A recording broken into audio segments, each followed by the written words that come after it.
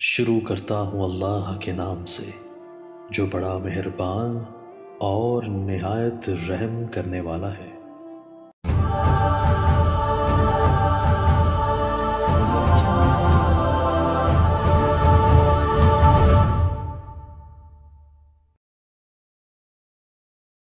گناہوں سے انشاءاللہ عمرے میں بھی گناہوں سے پاک ہو جاتا ہے۔ تمام انبیاء علیہم السلام اپنے قبور میں زندہ ہیں، یہی عقیدہ ہے اہل سنت والجماعت کا۔ میری بہن کی شادی نہیں ہو رہی، 3 دفعہ سورۃ الرحمن پڑھ کے اول آخر درود شریف دعا مانگتی رہے، انشاءاللہ ہو جائے گا رشتہ۔ احرام کے اندر میرے والد صاحب نے پتہ نہیں کیا گنجی پہنا ہوا تھا۔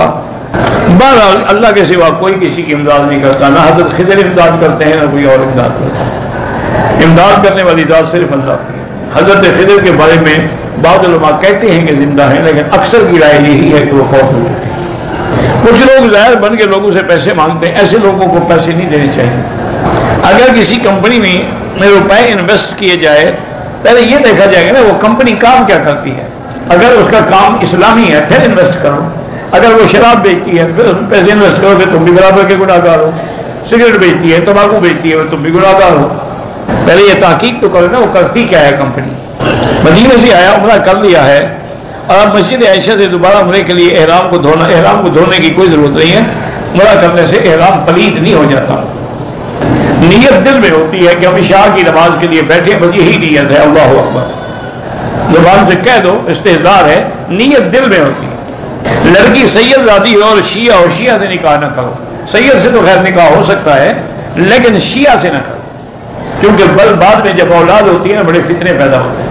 ماں اس کو شیعہ بنائے گی، باپ سنی بنائے گا، روز تباشے ہوں گے۔ میں نے خرچہ لیا پھر کسی کے لیے عمرہ کیا، بالکل جائز ہے۔ داڑھی کی شرعی حد جو ہے وہ 1 مشت ہے۔ داڑھی کا پتہ نہیں کیا والے حصے سے 12 داڑھی کی 1 مشت ہونی چاہیے، اس سے زیادہ کاٹ سکتے ہیں۔ آپ زمزم بھی بیٹھ کے پئیں لیکن کھڑے ہو کے پئیں تو جائز ہے۔ 12 استنجے کے بعد بھی قطرے آتے ہیں تو احتیاط کریں، ہر نماز کے لیے نیا وضو کریں اور نیچے انڈر یا کوئی چیز رکھیں تاکہ کوئی قطرہ مسجد میں نہ گرے۔ منشے رکھ سکتے ہیں، ہاں جی بالکل رکھ سکتے ہیں، لیکن یہ نہیں کہ 2 فٹ کے منشے ہوں۔ جو لوگ زندہ ہیں بالکل ان کے لیے بھی آپ عمرہ کر سکتے ہیں انشاءاللہ۔ اپنے لیے کر کے دعا کرو کہ اس کا ثواب اللہ ان کو دے۔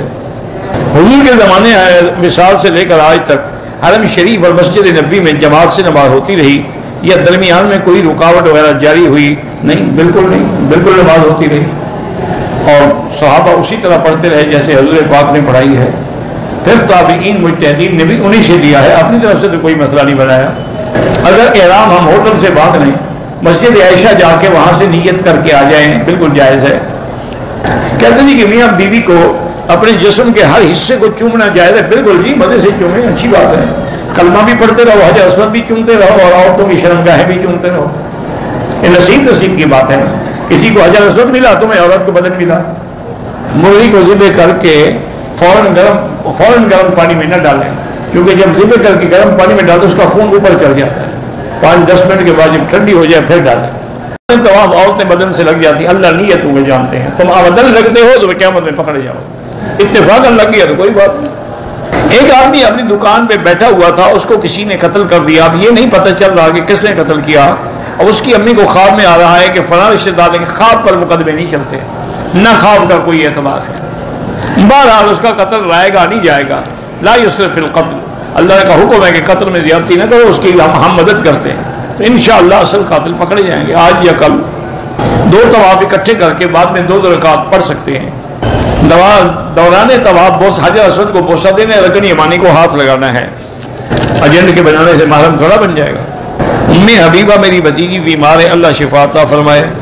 میرا بھائی بیمار ہے، اللہ ہر بیمار کو شفا عطا فرمائے۔ سنت موقدہ غیر موقدہ پڑھنے کا طریقہ ایک ہی ہے۔ پاکستان سے عمرے کے لیے آئی ہوں، پاکستان سے ہی حیض سے عمرے کی نیت کہاں سے کروں گی؟ پاکستان سے۔ اگر حیض میں ہی آپ مدینہ منورہ چلی گئی تو پاک ہو کے پھر مدینے سے عمرے کی نیت کر کے آئیں، لیکن دم بھی ادا کریں گے، پاکستان سے آپ نے نیت نہیں کی۔ میں جوان آدمی ہوں، صحت مند بھی ہوں، لیکن بیوی کے قابل نہیں ہوں، تو کسی سے علاج کرائیں، ہو سکتا ہے سحر ہو سکتا ہے جادو ہو، تو سورۃ البقرہ بھی پڑھ کے دم کر کے پیا کریں۔ لوگ کہتے ہیں کہ ٹوپیاں اور تسبیحیں جو ہیں وہ کعبے کے غلاف کو لگا کے لیں، بالکل غلط ہے، بدعت ہے۔ آپ سے حدیث کی اجازت لینی ہے انشاءاللہ۔ صبح کو نیچے جب میں بیٹھتا ہوں تو وہاں آگے حدیث پڑھ کے اجازت لے لیں۔ آج کل مسلمان جو مسائل میں ہمارے گناہوں کی وجہ سے کہ ہم مسلمان ہو کر بھی صحیح مسلمان نہیں ہیں.